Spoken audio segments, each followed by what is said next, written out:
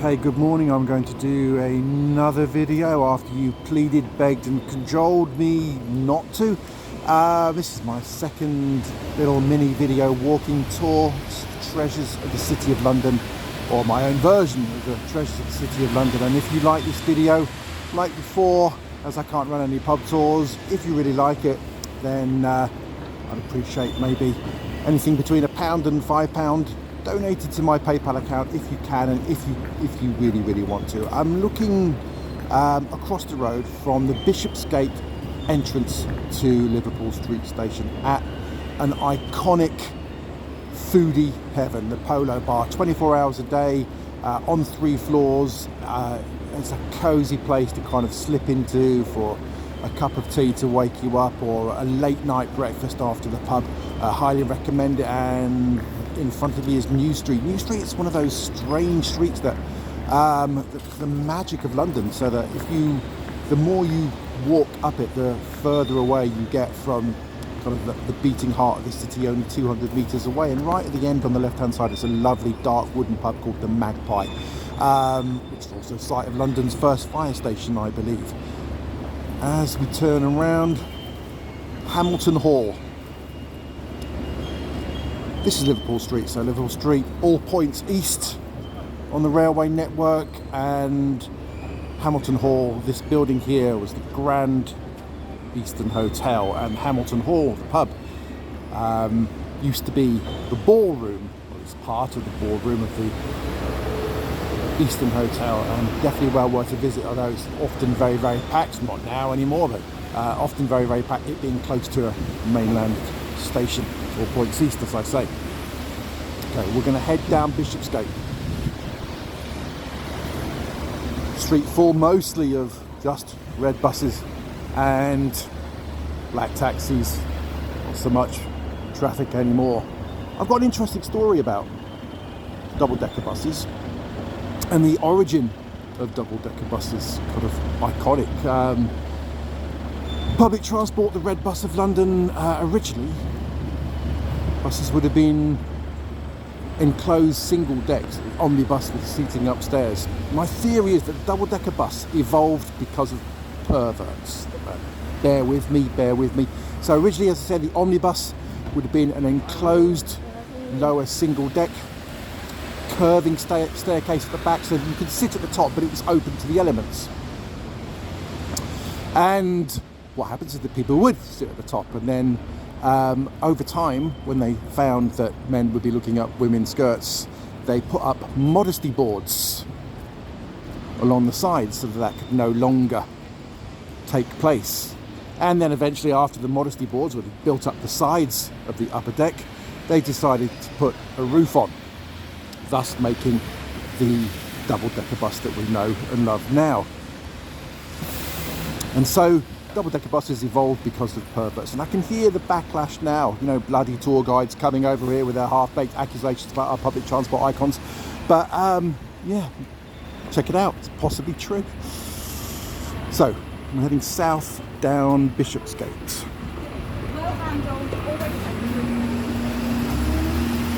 I've got a rough route that I'd like to go through today, but I'm not entirely sure what I'm going to talk about, which I kind of think is maybe part and parcel of the fun of a tour like this, for me and for you maybe.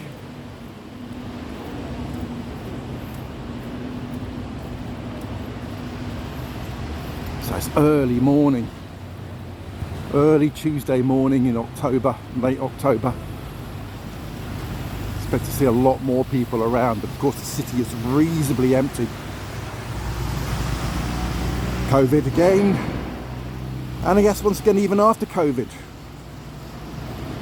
if your business and your office has learnt to manage remotely for most of this year, why would you come back to the office and pay the rates and the rents and the maintenance and the lighting and transportation and all those extra costs? Managed quite well. Well, you've had to learn to manage quite well, maybe. Maybe things will rapidly change even after COVID. Wait and see. Okay, so this is St. Botolph's without Bishop gate. And I always think that the churches without are always left sadly lacking, but without means outside, in this case, outside of the walls. Bishopsgate being one of the 7 gates of the walled city of London, a little bit south of here. Turn around into the churchyard here at St. Botolph's.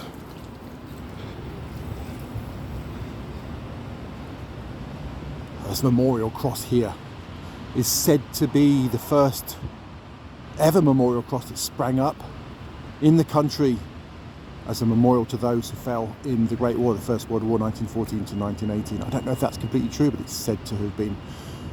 This is a stop on one of my tours, the Suit and Flute tour, and I come here and stand here and tell the story of St. Botolph's. And as I was doing so, there was a guy standing just there where the paving stones are, and he said to me, St. Botolph's, the patron saint of Boston, Massachusetts. He said, well, how do you know this? Well, I'm the senator from Massachusetts. That's what, yeah, they all say that, mate. And I had a few drinks with him. And in the morning, in my hungover state, I researched him, and he was indeed the senator from Massachusetts. So apologies, Mr. Rush. So St. Botolph gave his name maybe to St. Botolph's Town. Over time became Botolph's Town. Over even more time became, well, Boston, very possibly. So heading down this churchyard, once again only a few metres away from the busy, or busier normally, Bishopsgate. And we're almost in a different world, and that is the magic of London. Okay, so an interesting public art installation.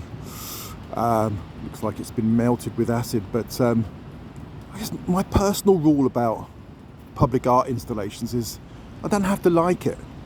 I just have to make a decision as to whether I would rather it existed or didn't exist. And in most cases, I'm happy for it to exist. I think they add to the charm of a society where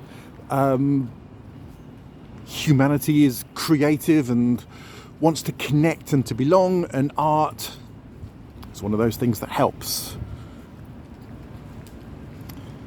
So I do draw the line at the guy who spends his time painting the chewing gum that has been trodden into Millennium Bridge. There you go, I'd rather that wasn't there.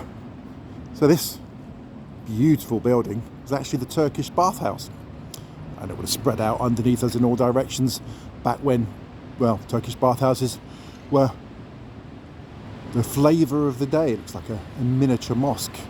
And then, of course, no longer was the flavour of the day, and then they shut it. And it's been a number of venues since I've been doing tours. It's been a number of venues. It's been a music venue, it's been a restaurant, a bar, it's even been a burlesque review bar, tucked away off Bishopsgate. Beautiful building, the bathhouse.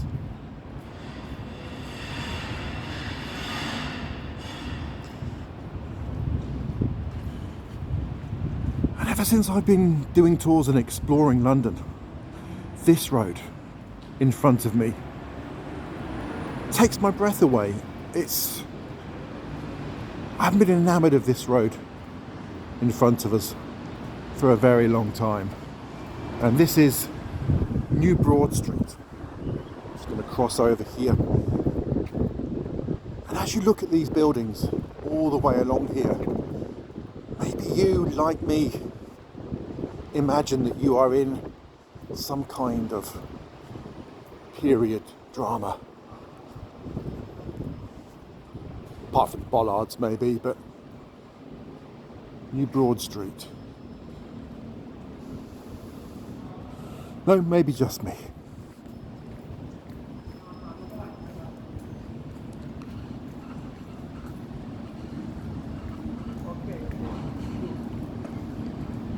Cross back over.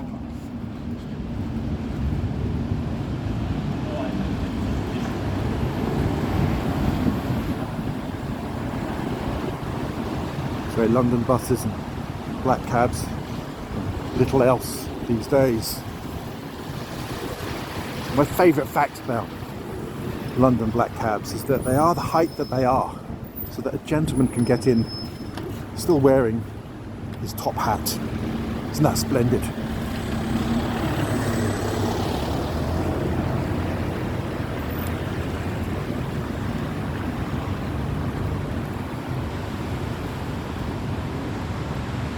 This is Wormwood Street. I often stop here to talk about London Wall, 2,000-year-old Roman wall. A bit further down there, from Kentish ragstone, shipped up Medway in the Thames. Still see parts of it over there, about 200 metres down on the right hand side. So this is Wormwood Street, and if you follow Bishopsgate across, you come to Chamomile Street. Both Wormwood and Chamomile were plants that grew in profusion on the outside of London Wall. And I often stand here, and this is above here, the B at 1 bar, and various artistes would stand just up there above me and my tour group Friday evening, attempting to entice people into the bar. It was all kind of top hats aflame and sparkly gussets, which of course is my new band name. I'll continue up Wormwood Street and back towards Bishopsgate. A very tall building that rises at Bishopsgate there. I only really know from visiting Sushi Samba, which is one of the finest sushi restaurants I have been to. The second finest I've been to in London after Nobu, but Sushi Samba do things a little bit different. Instead of wrapping the rice and the fish in seaweed, they wrap it instead in coloured rice paper. Perhaps that's the Samba part. So it's fusion. I think it's Japanese-Peruvian fusion. Who knew that the largest Japanese population outside of Japan was in Peru? Sushi Samba is the second to top, penultimate floor of the tower. Very, very quick elevator that goes up, glass frontage to the very top, floor a second, quite dizzying. Right at the very top is duck and waffle, which I've never quite understood, perhaps because I've never had any duck and waffle. But you know, squirrel and pancake, badger and muffin, I'm not sure I get it, but there you go. Have to try it first, perhaps. Just a little detour here.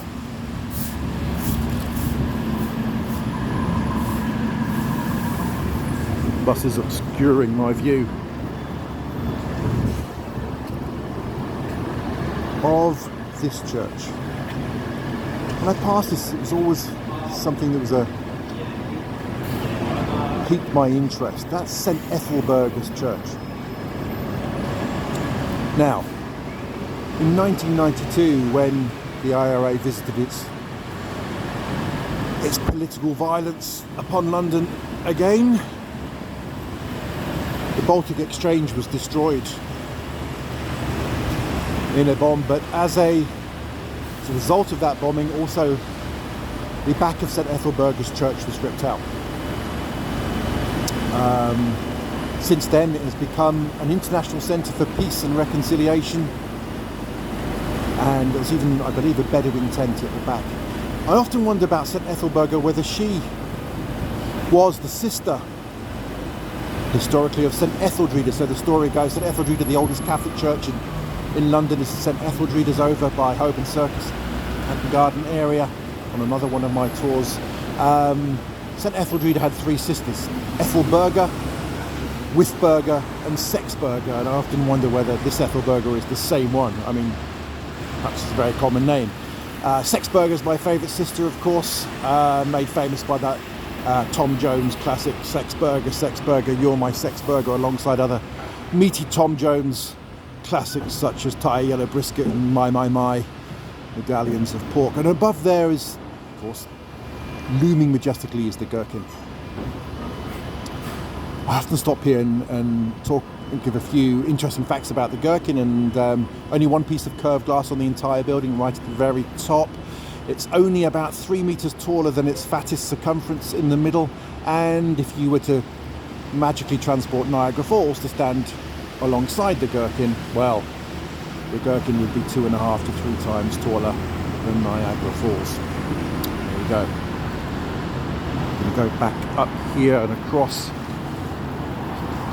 I do many tours for American guests who are living in London for some time, and we come to the Gherkin, talk about it as a giant pickle, and I was always surprised. I spent some time living in America myself. I was always surprised that when you use the word pickle in America, what you're describing is a pickled cucumber. That is it, a pickle. Whereas, well, perhaps it's just me, whereas my history and knowledge and understanding and appreciation of that word, pickle, has many connotations, from onions to cabbage, beetroot to eggs, from cucumbers to carrots, from Piccadilly to Branston, etc, etc. There we go, a little aside. Walking along Chamomile Street.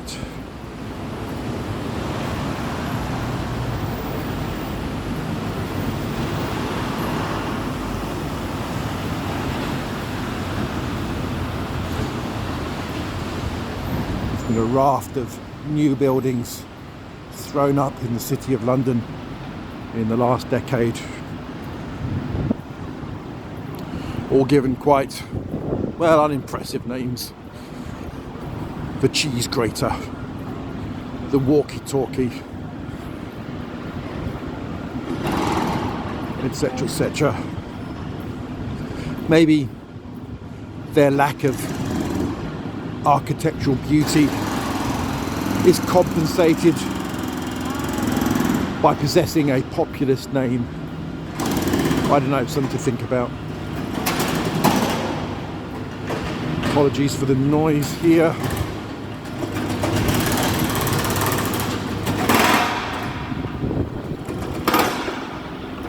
As we turn into St Mary Axe. As you go around London and explore London, you come across hundreds of great names of thoroughfares. St Mary Axe is one such name. The axe, I believe, being a holy relic in the church just along the way. St Mary Axe is a great name. And this is the Gherkin from a lot closer up.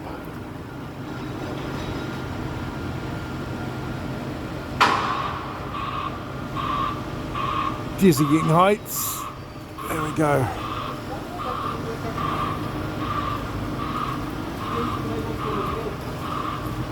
Look further down here. St Mary Axe.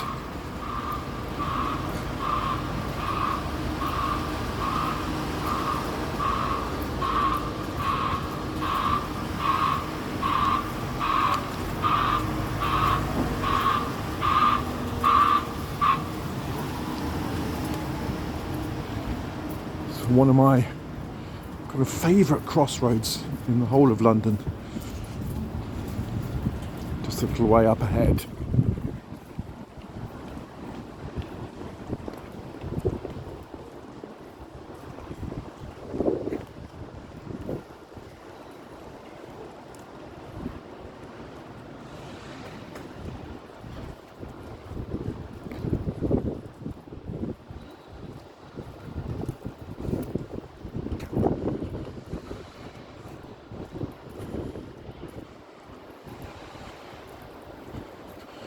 Two on our right hand side, Lloyd's of London, or rather New Lloyd's. Old Lloyd's, the stone edifice is off to the right through there. You can just about see it.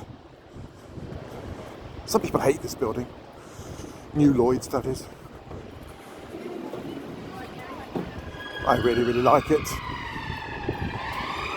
So Edward Lloyd, very clever man, was always first with the shipping news. They used to meet in coffee shops until Lloyd's of London Underwriters Insurance Maritime was founded.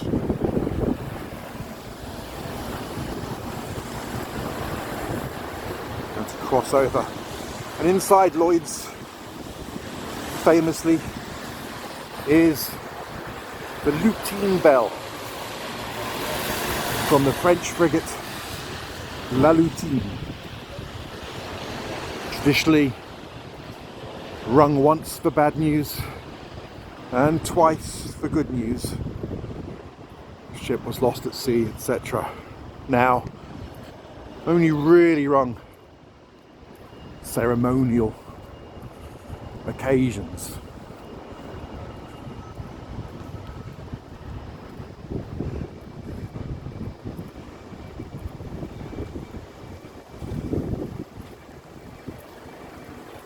So they used to meet in coffee shops. Edward Lloyd and the insurance people early on, different professions would have their preferred coffee shop meeting place. Coffee shops were places to do business. And later on today we will go past London's first ever coffee shop, which, thankfully for me at least, and I guess on my pub tours, closed and turned into instead a lovely pub.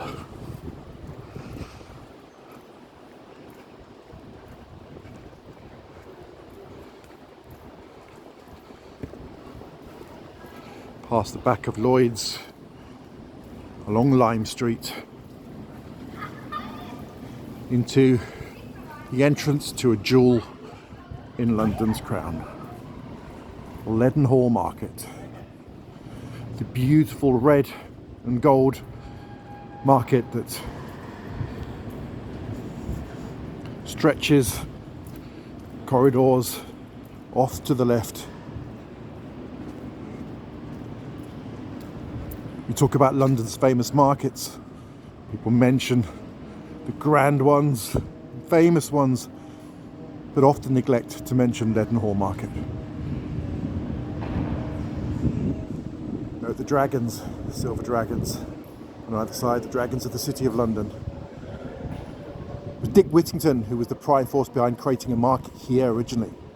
Leadenhall Market. Dick Whittington was actually 4 times Lord Mayor of London, not 3 times, and we would grow up reading the stories of Dick Whittington, thrice Lord Mayor of London. Yes, turn again, Dick Whittington, the sound of Bow Bells, you and your talking cat. Not sure about the talking cat. But it was actually 4 times, and I think that they kept it at 3, because 3 is more poetic than 4. 3's more romantic than 4. And thrice has a magical meaning where there's no word for 4 times that I know of that is equally as good as thrice. Once, twice, thrice times a Lord Mayor sounds better than 4 times.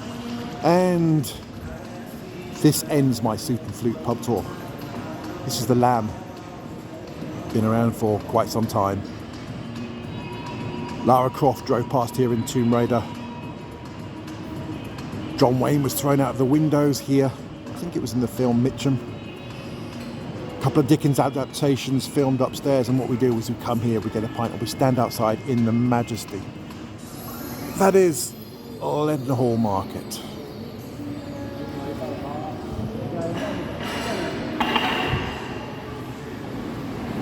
A few decades ago, it was a butcher's market, hence all of the iron grills outside shops. Now it's more, there's only one butcher's left here. Now it's more high-end shops.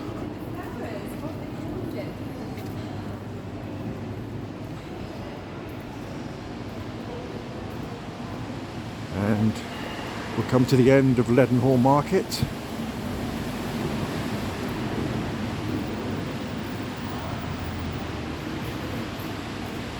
And we'll cross over. I think this video is going to be around about 3/4 of an hour. And I often wonder when I think about doing a video tour such as this, whether people people will watch for 3/4 of an hour. So people just want bite-sized things these days with the ability to switch between apps and a various range of online entertainment and information with our busy lives. People have the time to watch a 45-minute video. Well, I hope so. We're going to turn left into Cornhill. Originally, the Corn Exchange would have been on here, and well, not much of a hill, but Corn, shallow incline. Never really cut it as a name. It was one of the ones they left behind. Heading into the beating heart of the financial district. And to what is pub 1 on my Suit and Flute London pub tour, the Counting House. Victorian bank, Prescott's Bank, originally 2,000-year-old Roman Forum Basilica down in the basement. The dining rooms at the back were the managers' and assistant managers' offices. Very similar to the old Bank of England on my first tour. Closed at the moment, but it is early morning. I'm reliably assured they have reopened since COVID.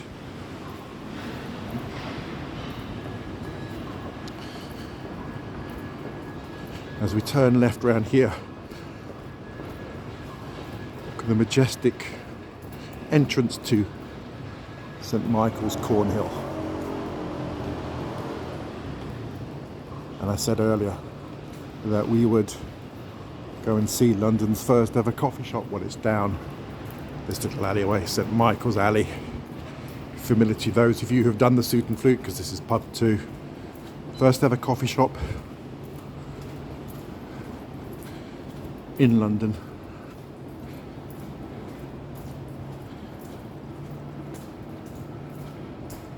Look at the entrance. The step worn away by centuries of people sliding in for a drink and sliding out home.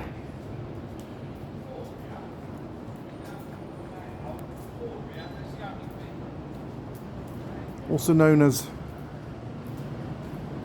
to its locals, to its patrons, as the Jam Pot. I'm never sure whether that's in reference to shortened version of Jamaica, jam, or to the fact that there are, which is notable for women who ply their trade in preserves rather, studying their sweet sticky preserves of an evening. Okay, we're going to head down to a classic chop room, Simpson's Tavern. Who doesn't love a dark alleyway? Once again, always trust an alleyway in central London. There we go. Simpson's Tavern, chop room. Head on down through this alleyway.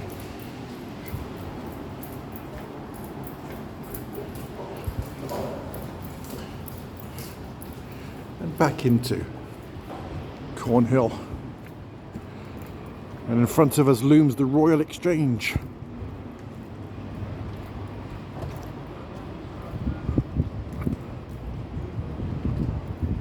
Modelled originally on the Stock Exchange of Antwerp, 1565. Burnt down a couple of times. Since about 2001, it has become a luxury shopping centre. And here's something people walk by all the time without even stopping, realising.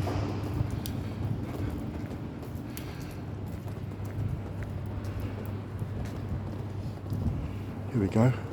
1799 pump. So, perhaps if you're bringing your horses down here and wanted them watered, well, there would be a good place to do so.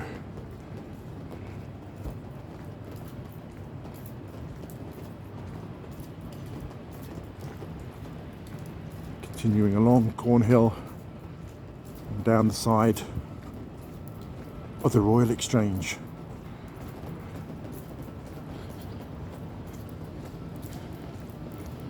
Not sure that we can film inside, otherwise I would take you inside and show you that also.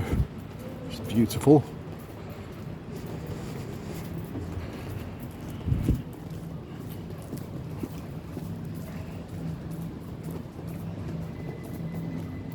Very quiet towards Bank Junction now.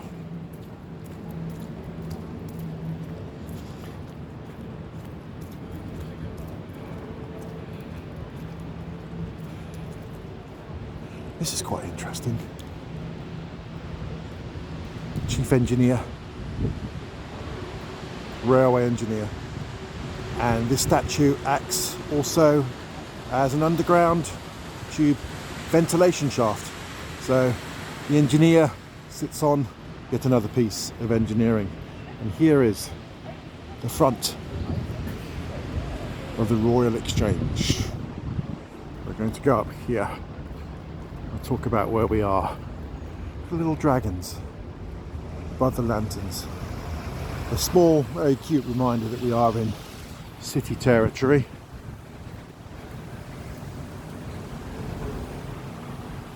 Let's start off over here with the Royal Exchange, and then we'll pad around slowly. The Old Lady of Threadneedle Street, the Bank of England. 1694 it was founded. Said to be the second oldest national bank in the world, second to Sweden, so I believe.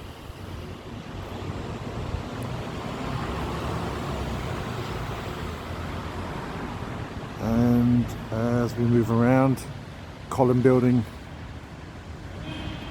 Over there is Mansion House, last surviving Georgian town palaces, home of the Lord Mayor, not the Mayor of London, the Lord Mayor. Remember, London is two cities, the City of London and the City of Westminster.